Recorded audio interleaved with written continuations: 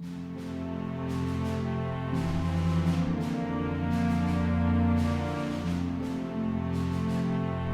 the horses many of them just didn't make it across and died right here. They got stuck, they didn't care, they just kept going.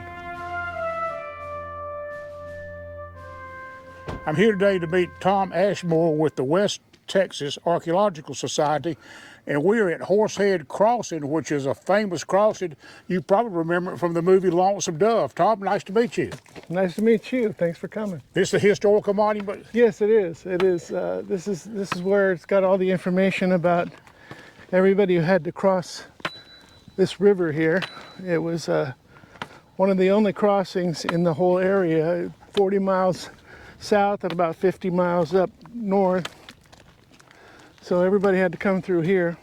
Okay, tell us a little bit about it. All right, so as you can see, the crossing was first documented by John Russell Bartlett, who was came here to go to El Paso for the Border Commission.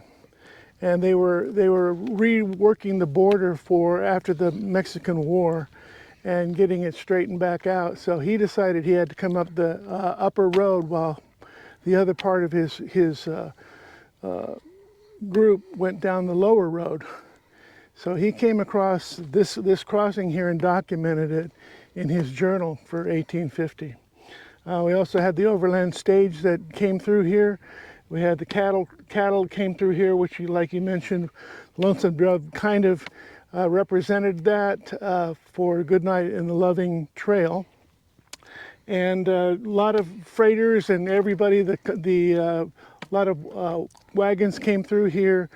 A lot of the wagon trains came across here to head to El Paso. So it was the only place that they could get across, and they had to cross because over here, if you look behind you, in the hills here, you'll see this gap. And that gap was the only way to get through those hills. It's a very narrow gap, and they had to come through that or they couldn't get here. So once they got through that gap, they made a straight shot to this location. And the reason they picked this location is because it's one of the few places where it had an easy way to get into the river and back out of the river.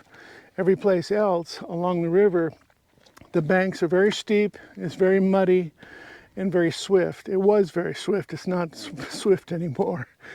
But that was the best way to get across this river at the time. They didn't know of any of the good crossings. But this was close to that gap. So straight shot to the river and easy to get in and out. Let me ask you a question. Now, who were the first ones to use this crossing or have a trail that went through here? Was the Comanche or was it the Mexicans, or who was it? It was actually the Humano. Okay. The Humano Indians pretty much this was a nation of Humanos all the way from here to around San Angelo and then all the way down to the Mexican border and actually into Mexico. They were traders before the Comanche or the Apache ever came into this area. And they would trade coming up from the Concho River and cross into New Mexico. They were traders. So they were the first ones to find this crossing and develop the trail coming off of the Concho River. Okay. All right, you want to walk down to Sure. the river now? Let's go down there. This is sure dry country, isn't it? It's very dry. Now, I understand in reading some of your documents that this river was much higher in flow and the height of the water level was much higher than it is today. Oh, it's practically gone today. I was just down there, and it's very, very just a trickle compared to what it used to be. The problem is that there are dams that are set up in New Mexico now. There's probably 6 of them, and New Mexico is keeping a lot of the water. There's been a fight between New Mexico and Texas for many, many years. It's already gone to the Supreme Court, but they still can't seem to resolve it. Okay, what's the significance of the little cover here. That I'm not exactly sure of. I like the That roof. just Does this meet code? Is they what I just want put to- that up for the annual event that they have here. It looks code compliant to me.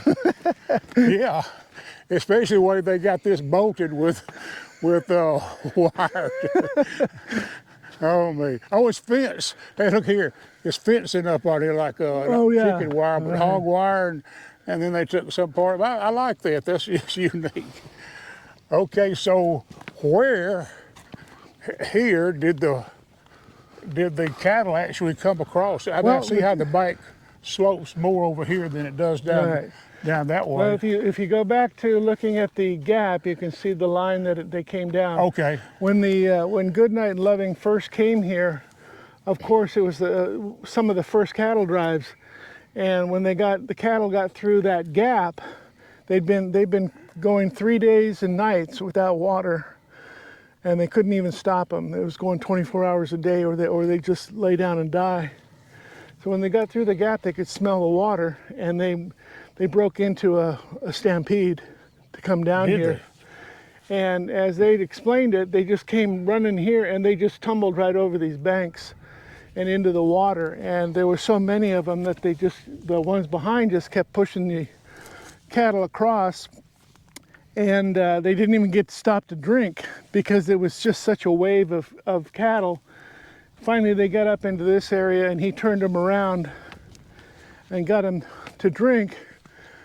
Later, they found a different crossing area to not impede on the wagon crossing area here.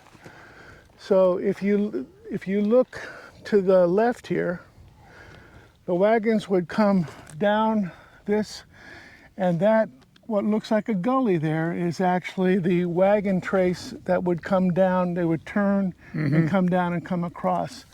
So that was the wagon entrance to come across this area here. And Yeah, I saw on your map that you had pointed out that on the Google Earth map, I guess it was, or either the Hillshade map, but I remember it came straight from that crossing. I mean, from that gap. From there, and then it runs along the bank here. And then And then it makes a big quick turn here and then comes across. So when the wagons came out of the river heading west, they turned up to head to Fort Stockton or to head up the west side of the Pecos. And this, what looks to be just a gully, is the remnants of the wagons that were coming up, and the weather has just taken over and made it deeper and deeper and deeper. But this is actually the wagon exit point coming out of the river here. how about that? And from here, It would go right past us and head this direction, okay. which is towards Fort Stockton. Now, along the way, can you still find any remnants of that road? Only from above. That's the work Yeah. I've been doing. So I did a lot of intelligence work and worked with satellites, worked with drones in the military. And so I just kind of used that skill set and transferred it into archaeology, and was able to find the trail traces. And I followed it from Fort Chadbourne all the way to Fort Stockton over about a 17-year period, and then was able to go to different spots along and get access to the locations of the properties and verify the trail and verify the stations. We found 4 different stations on the great. Butterfield. That is great. Okay. On the other side of the river here, you can still see the circles from the wagon trains, and that's on the stuff that I gave you, that you can pin it into the video. But these circles are vegetation circles, and they would do it so many times, so many wagon trains, they'd use the same circle, and then the vegetation grows back in a circle after that. So that's how I was able to find a lot of this stuff. So this was just recently that I've been able to figure this one out. But the So- circle to the wagon trains is pretty. I don't know if anybody's ever seen that before. So you use both Google Earth and hillside shading? Right, hillside shading, drone work. Yeah. I have my own drone and then work the drone work too. So all of these things put together along with the documentation and then getting on the ground when we can to look for artifacts and stuff. Like if we have a place to look for, like one of the stagecoach stations. In this general area, it's been picked over so badly for 50 years that there's just nothing. We've been out here metal detecting many times, and there's just nothing left. Yeah, all gone. And plus, the river has flooded so badly. It's flooded about 8 times, and it's like a mile wide back in the day. So everything here just got wiped downriver. So there's just really nothing left. So really the vegetation analysis and that hooking it up with the documentation is the only thing that you can use to understand what was going on here. That's about the same thing that I got a drone too that I used, and we've found, I mean, so much because, and you can't see it. You can't see it except from the air. Right. You got to be in the air to see You it. got to be in the air to see it. And in some cases, the drone finds it better. In some cases, satellites still can find it better. So now we'll head over to the cattle crossing, which is pretty far around this corner here. Well, you don't have to do this. Now we'll get- well, So this is the, I told you, coming out of there. Yep. And then you can see here's the road going this way and the road going that way. This is the road that went up the west side of the Pecos. This is the road that went to Fort Stockton. Okay. So that's an example of finding the roads in the Well, vegetation. this is what we just saw. Okay. Right, we were down here, walked up this way. Okay. Here's the cattle trail. You see that kind of windy? Yep. That's the cattle trail, and then they moved them to over here. Okay. So we're now at the cattle crossing area on the west side. And they had to deviate the cattle after they learned that so many cattle drives were coming across. They had to deviate them, number one, to get them to a location where they could rest them that would be separate from anybody crossing at the main wagon place, and also not to destroy the wagon crossing. So they picked this area right here, and you can see how it comes down pretty well into the water here, and then real easy coming back out of the water. And we're in the middle of a really tight bend. So once they got the cattle over here, they could rest them. And they wouldn't leave because they got the water here, of course. And then when they would decide to get back on the trail, they would cross them back across, and they would head them up the east side. And they always went up the east side from here. They didn't go up the west side. Reason being that the east side had grass. It has pretty good grass over there compared to this side. This side has really salinity and alkali destruction, just natural. It just happens to be on the west side. So they would cross them over again and then head up the east side. So this is where they decided to cross them. The way we're able to find it is you can see the deviation from the cattle trail, which paralleled the road, and then it deviates over to this location.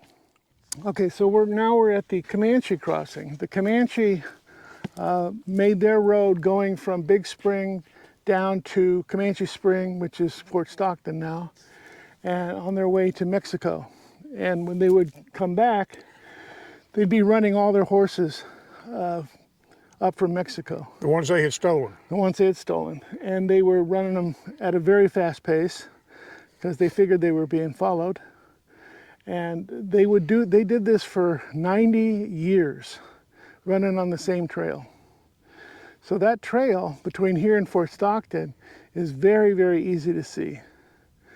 And we followed it all the way here to this point and crossing at this location here, and across it starts to head to the north up that direction, and followed it all the way to Big Spring. So this was their crossing point. This would be an easy place to get just horses down and through the water here. So they just ran them down the bank. They just ran them down the bank.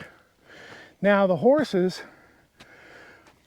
they've been running for days, and a lot of them would stop to drink the water, and they would get stuck in the water, or they would drink themselves so much that they would actually die from over drinking. And the carcasses were laying all up and down the bank, and they would be pushed downriver down to where we first started, all the carcasses. And travelers were coming across all the carcasses along the banks, and they started picking up the skulls and they started putting them on the bushes, and that's how it got the name of Horsehead Crossing. How about that? Yeah, it was from all the horses that had died from the Comanches, bringing them back through this spot here, and the horses just, many of them just didn't make it across and died right here. They got stuck, they didn't care, they just kept going. So, and we know that this was the crossing point by following this vegetation trail, because 90 years of running horses on the exact same trail, that vegetation is going to show a line in the soil. Okay. All right. Interesting. So now we'll go to the stagecoach crossing.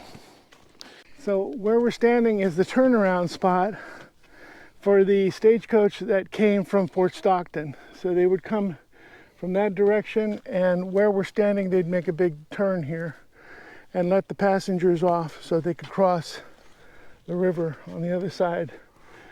Again, the way that we know that is the vegetation change. There's a straight line coming off of the main road to this location. And this was also documented in the newspaper in 1858, I believe I have. And you can see from the newspaper it was a drawing, and it matches this spot perfectly.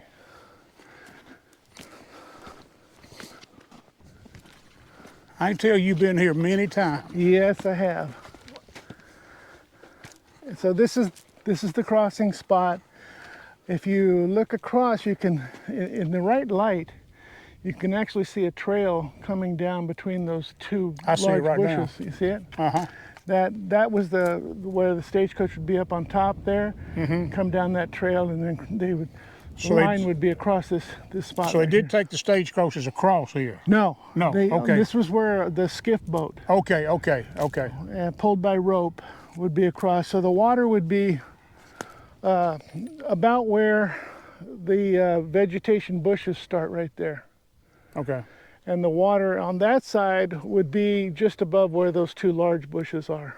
Okay. So that was the only way they could get across. The stream was too swift. Stagecoaches are too top heavy. They tried floating them at one time. It didn't work. So they had to go to basically a flat bottom rowboat and rope across. So the station was the station's up there, a quarter mile that direction. Okay. The stage stop was on the road that runs up the east side of the river, side, right. And then they came from there. Then they brought them over here. Right. So there was only one stagecoach station that was only on the east side. The stagecoach station on the west side, it wasn't here. It was 20 miles towards Fort Stockton. Okay. They would stop about 11 miles out of Fort Stockton. That was where they would do their changeover. So those animals had to come all the way here and then all the way back with one team. They would just, I saw a picture in the drawing in the newspaper where they would loose them off of the tongue and let them graze while they were making all the changes. Then they would go to that next station. The station after that was Leon Springs. Okay. So they would go through Fort Stockton, not do a changeover, just do passengers and mail and keep going to Leon Springs, which is 9 miles farther. So this one, I'll show you this picture here. This is between the two trails. We have the Comanche Trail and we have the Stagecoach Trail. And in one of the stagecoach journal from one of the passengers, he talks about after leaving that spot we just came from, they crossed the Comanche Trail, and he said it was eight trails wide of the horses that had been run down this road. And by following these two lines, we can find the middle spot, and this is the spot that traveler was talking about. Right where we are right now. Right where we are now is where that traveler was talking about crossing the Comanche Trail. So that's another verification that we were on the right trail for the Comanche Trail, because they would cross here, and then they would cross over to the wagon road, and then the two would actually become the same trail later. And on the road to Fort Stockton, they ended up using the Comanche Trail because it was already a road for them. And so it was both the same, the Stagecoach Trail, Wagon Trail, and the Comanche Trail from this point on was the same trail. Okay, now tell me this. What was the last date this trail, any of these trails were used? When it was used long after the Butterfield was used, and long after the cattle were used. So it just continued to be used until the properties started getting chopped up and fenced. So we're talking about all the way into the early 1900s. Okay, that's great. Even after the trains came through, they were still vehicles coming across and using this road here. So. And the cattle, for sure, were using it all the way into the 1910s, 1920s. Amazing. This is quite the find out here, isn't it? It's been fun working it. It's a puzzle that nobody else figured out, and so I was working on it, and that's how we got this event started, because it is so interesting, and I can take people on the tour. That's great. Now, have you mapped these roads much farther, like to Big Spring and places like that? I followed it to Big Spring, and I followed the road going up the east side up to Pope's Crossing, but I haven't mapped by geocoordinates on them. But I have followed them and found the other crossings going up river here. We've also done the going downriver. And there's another crossing downriver called Pontoon Crossing that we worked. So there's a whole nother report on that too. That one was used after the Civil War by the San Antonio to El Paso stage line that went through San Angelo. And Fort Lancaster. Okay. Right. Well, that one went through, no, I'm sorry. That one went from San Angelo across Pontoon Crossing, and then went straight over to Fort Stockton. Okay. The lower immigrant road is the one that went through Fort Lancaster. But didn't it cross there too? There was a crossing. Right, okay. Right. There was a lower Pecos crossing down there. Okay. Now tell me a little bit about. I keep hearing you refer to Big Spring. Now I guess that's the same Big Spring that's on I-20. That is. Well, west of Weatherford. And was that a large Comanche Nation? No, that was a meeting point. Okay. So the Comanche were their homeland was in the Panhandle into what is now the Oklahoma Territory, and every fall the bands would meet at Comanche Spring. Okay. And then they would meet up, and then they would head to Mexico for their raiding. So Comanche Spring was a very good spring. You can see it today near the golf course, but it was one of the bigger springs. Obviously, the name of it, and that was their meeting point. Okay. To go on their raids. Okay. Now you would think with raiding 90 years or so into Mexico, the Mexican Army would be waiting for them every fall. The Army had a real problem out here. They didn't understand the time that the Indians were going down there. They didn't understand the trail for a long time. And it was just a real problem for them to deal with the environment and understanding the Indian ways. It took them a long, long time to figure all that stuff out. Okay. So they finally learned. It took them many, many years. Yeah, it's such a wide area down there that trying to Today they use drones, but back then they didn't have anything. One of the mistakes that they made is they thought that the Indians were going down in the springtime, Oh, okay. when the Indians were actually going down in the fall, and then coming back in the next fall or in the springtime coming up from Mexico. So they had a hard time understanding the movements of the Indians for a long time. And they would steal like 300 or 400 at a time or more? Yeah. Oh, yeah. Yeah, okay. So they had, some of them were very, very large herds that they were bringing back up. That's great. Well, I really appreciate you taking the time today to meet with the Wild West History Association and show us and tell us everything that we wanted to know or need to know about Horsehead Crossing. I mean, I've been wanting to come out here for probably ever since I saw Lonesome Dove. That's what I got, and I always thought it was right below Pecos, and then I learned no, it's way below Pecos, Yeah, the city of Pecos. So this is great. Yeah, you should come out for our event. It's once a year. Well, I might try to do that. And we bring out chuck wagons that have a big cooking. We bring out the Comanche Indians come down here now with the Apache and the Humano are all down here. They are great people to work with now, and they consider this sacred land for them. So we work with the Comanche now. We have the cannons, and we bring in the reenactors, and we give presentations on all the history for everybody down here. That's great. I'm gonna try to make that because I know it'll be in your newsletter and have all the information. Anyway, it's a great newsletter too that you put out. Thank you. I'd like to compliment you on that. Well, thank you so much. Thank you.